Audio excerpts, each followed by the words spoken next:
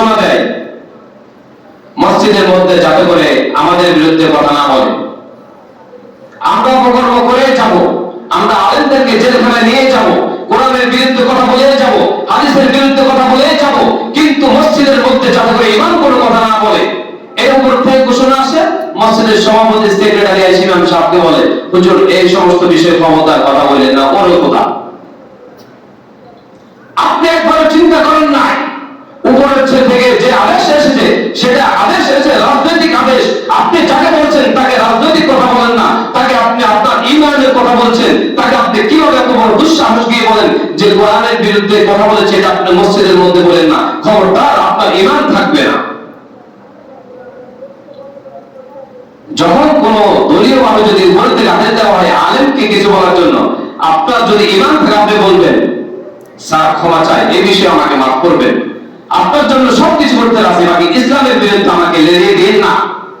আজকে আপনি আমাকে ইসলামের বিরুদ্ধে লেলিয়ে দিবেন, আজকে ইসলামের বিরুদ্ধে কথা বলতে বলবেন, আমি আজকে ইসলামের বিরুদ্ধে কথা বললাম, কালকে যদি আমার মৃত্যু হয়ে যায় কবরে আপনাকে আমি খুঁজে পাবো না, কাউকে আমি খুঁজে পাবো না, আমার সাথে আমার আমল নামা যাবে, আপনার কাছে আমি সারেন্ডার করলাম, আপনার জন্য আমি জীবন দিতে রাজি আছি, সব দিতে রাজি আছি, বাকি ইসলামের বিরুদ্ধে আমাকে কিছু বলতে আমাকে আদেশ করবেন না। আপনি যখন এটা বলবেন আপনার নেতার মাথায় আসবে, আসলে তো সত্য কথা, আমার ইমান আছে, সে তো মুসলমান, আমি কেন তাকে একটা কথা বলে তার উপর চাপ সৃষ্টি করব, সে ইসলামের বিরুদ্ধে কথা বলবে। কারণের জিন্নাতের বলেছে, মহাশয় আপনি যা বলেন আমরা তাই বলবো।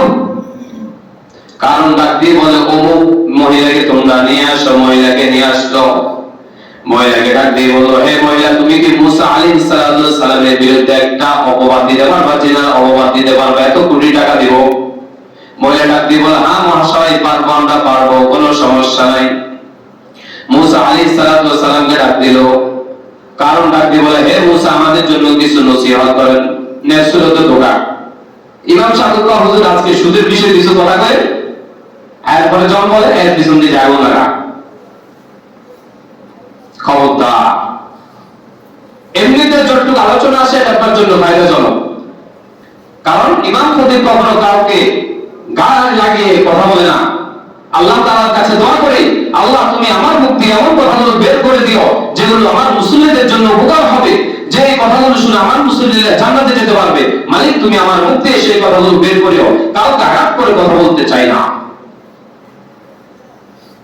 কারণ মুসা আলাইহিস সালামকে ডাক দিয়ে বলে, মুসা কিছু ওয়াজ নসিহত করো আমাদের জন্য।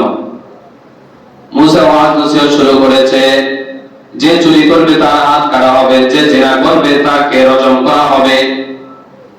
কারণ উত্তর দিল, হ্যাঁ মুসা যদি এটা আপনি করেন আপনার বিষয় হবে কি? মুসা বলল, আমার বিষয় হবে। শরীয়ত শরীয়ত, কিসের আলেম, কিসের জালেম, কিসের হক্কানি, কিসের হক্কানি? আপনার জন্য যে নিয়ম, আমি খতিবের জন্য একই নিয়ম। আল্লাহ তাআলার কাজ করাই, বড় পাঞ্জাবি, পাগড়িওয়ালা, পাগড়ি ছাড়া, সাদা পাঞ্জাবি, শার্ট কোনো পার্থক্য নাই, সব এক বরাবর। মুসা আলাইহিস সালাম বলেছে, হ্যাঁ আমার বিষয়। কারণ মুসা আলাইহিস সালামকে বললেন, অমুক মহিলা তো আপনার বিষয়ে অপবাদ দিয়েছে যে আপনি নাকি জিনা করেছেন ওই মহিলার সাথে। মুসা আলাইহিস সালাম বলল, ঠিক আছে ওই মহিলাকে ডাক দাও। যখন ওই মহিলাকে ডেকে আনলো, মুসা আলাইহিস সালাম জিজ্ঞেস করেছে, মহিলা আমি কি তোমার সাথে এমন ঘৃণিত কাজটা করেছি কিনা? সাথে সাথে আল্লাহ তাআলা মহিলার মনের ভিতরে আল্লাহ তাআলার ভয় ঢুকিয়ে দিয়েছে। আল্লাহ তাআলা ভয় ঢুকিয়ে দিয়েছে। মহিলা বলতেছিল, আজকে যদি আমি কয়টা টাকার জন্য এই সাক্ষী দিয়ে দিই, হয়তোবা মুসা আলাইহিস সালাম ফেঁসে যাবে, কিন্তু আমার অবস্থাটা কি হবে? ওই মহিলা ডাক দিয়ে বলে, না না না, কারণ আমাকে এত কোটি টাকা দিয়ে বলছে আপনার নামে অপবাদ দেওয়ার জন্য, কিন্তু আমি ভয় পাই আপনার নামে অপবাদ দিতে পারবো না।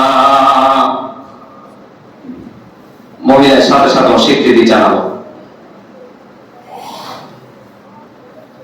যখন এত বড় অপবাদ মুসা আলাইহিস সালামের নামে দিল, মুসা আলাইহিস সালাম সাথে সাথে আল্লাহ তাআলার কাছে বদদোয়া করেছে, আল্লাহ তুমি এই কারণকে শাস্তি দিয়ে দাও, এই কারণকে তুমি ধ্বংস করে দাও। আল্লাহ তাআলা জমিনকে বলেছে, ও জমিন এখন মুসা আলাইহিস সালামের অনুগামী হয়ে যাও তুমি। মুসা যা আদেশ দিবে তুমি সেই অনুযায়ী কাজ করবা। সাথে সাথে আল্লাহ তাআলা মুসাকে জানায় দিল, ও মুসা, জমিন তোমার অনুগত্যশীল বানায় দিলাম, এখন তুমি জমিনকে যে আদেশ দিবে সাথে সাথে জমিন ওই কাজটা করবে। মুসা আলাইহিস সালাতু ওয়াস সালাম সাথে সাথে জমিনকে বলেছে ধরো কারুনকে। একবার বলার সাথে সাথে কারুনের হাঁটু পর্যন্ত মাটির নিচে গেড়ে গেল। দ্বিতীয়বার আবার মুসা আলাইহিস সালাম আদেশ করেছে মাটিকে, হে মাটি ধরো কারুনকে। আবার যখন বলল কোমর পর্যন্ত গেড়ে গেল, তৃতীয়বার আবার মুসা আলাইহিস সালাম মাটিকে আদেশ দিয়েছে ধরো মাটি কারুনকে খেয়ে ফেলো, তুমি কারুনকে খেয়ে ফেলো। কারণ বড় বদজাত বদমাশ, এত বড় অপবাদ দিয়েছে আমার নামে, মাটি তুমি ধরো। আবার যখন ঘোষণা দিল কারুনের গলা পর্যন্ত মাটির নিচে ডুবে গেল। মুফাসসিরে কেরামগণ বলেন কিয়ামত পর্যন্ত এই কারুন খালি মাটির নিচে যেতেই থাকবে, যেতেই থাকবে, যেতেই থাকবে। নাউযুবিল্লাহ। ওয়া আখরাজাতিল আরদু আথকালাহা ইযা যুলজিলাতিল আরদু জিলজালাহা।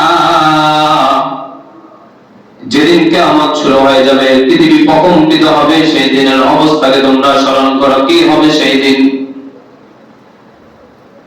ওয়া আখরাজাতিল আরদু আথকালাহা। বিভিন্ন মুফাসসিরিনে কেরামগণ লিখেছে ওয়া আখরাজাতিল আরদু আথকালাহা। ওই দিন কারুন যত নিচে যেতে থাকবে, যেতে থাকবে, যখন আল্লাহ তাআলা মাটিকে আদেশ দিবে ওই দিন মাটি ওই কারুনকেও নিচের থেকে তুলে দিবে।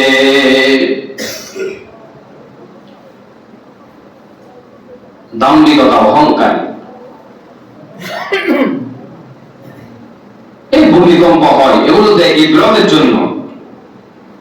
ভূমিকম্প দিয়ে মানুষকে স্মরণ করা যায়, হে মানুষ, আমি আল্লাহ যখন তোমাকে ধরবো কোথাও পালানোর জায়গা পাইবে না। কোথায় পালাবে? বিল্ডিং থেকে বের হয়ে রাস্তায় যাবে, রাস্তায় তো কাঁপতাছে। বিল্ডিং এর নিচে ঢুকবা, বিল্ডিং এ ঢুলছে। আসমান উঠবা, আসমানের ভিতরে পরিমাণ। গাড়িতে ঢুকবা, গাড়িও ঢুলছে। কোথায় পালাবে? পালাও দেখি। আল্লাহ তাআলা ধরা বড় ধরা। আজকে তো সবার চক্ষুষ প্রমাণ কেমন ভূমিকম্প হয়েছে। আল্লাহ তাআলার কাছে দোয়া করে আল্লাহ তাআলা যেন আমাদেরকে এই সমস্ত বিপদ থেকে হেফাজত করে। কারণ এগুলো ভূমিকম্প কয়েক কারণে হয়। অনেক সময় যখন গুনাহের সাইলাব বেড়ে যায়, গুনাহের সচরাচর বেশি হয়ে যায়, তখন আল্লাহ তাআলা আবারও সতর্ক করে, ও হে মানুষ, সতর্ক হও, আমাকে ভুলে গিয়েছ। তখন আল্লাহ তাআলা ভূমিকম্প দেয়। অথবা যখন কোন বড় আযাব আশা থাকে, তখন আল্লাহ তাআলা ভূমিকম্প দিয়ে সতর্ক করে। আমি বাসায় শোয়া ছিলাম, যখন ভূমিকম্প হচ্ছে আমি দোয়া করতে করতে বাইরে গিয়েছি। বাইরে গিয়ে দেখি যে গাছপালা এভাবে করতেছে। তখন আমার মনে সাথে সাথে একটা কথাই আসলো, আল্লাহ তাআলা যখন কাউকে পাকড়াও করবে, কেউ এখান থেকে পালাতে পারবে না। রুম থেকে বের হচ্ছি, দরজা খুলে বেরিয়ে গেছি, বাইরে গেছি আশ্রয়ের জন্য। বাইরে গিয়ে দেখি অন্ধকার, মেঘাচ্ছন্ন, আরো পরিস্থিতি খারাপ। গাছগুলো ঢলে পড়তেছে, পানি ঢুলছে, মাটি জ্বলছে। কোথায় যাবে? এই জন্য আজকের ভূমিকম্প থেকে শিক্ষা নেন যে আল্লাহ তাআলা যেদিন পাকড়াও করবে যেতে পারবেন না কোথাও। আল্লাহ তাআলার কাছে তওবা করেন। এমন হতে পারে আমার গুনাহের কারণে আজকে ভূমিকম্প হয়েছে, বুঝিয়ে পারার গুনাহের কারণে ভূমিকম্প হয়েছে। এমন হতে পারে ঢাকা শহরের মানুষের গুনাহের কারণে ভূমিকম্প হয়েছে। এই জন্য যখন ভূমিকম্প হয় ইস্তেগফার বেশি বেশি করতে হবে। আল্লাহ তুমি আমাদেরকে মাফ করে দাও, আল্লাহ তুমি আমাদেরকে সরাসরি এভাবে আযাব দিও না, আল্লাহ তুমি আমাদেরকে হঠাৎ মৃত্যু থেকে হেফাজত করো। সকলে বলি আমিন। ওয়া আখিরু দাওয়ানা আলহামদুলিল্লাহি রাব্বিল আলামিন। যারা পড়াচ্ছি যারা রাসূলুল্লাহ আদায় করেন।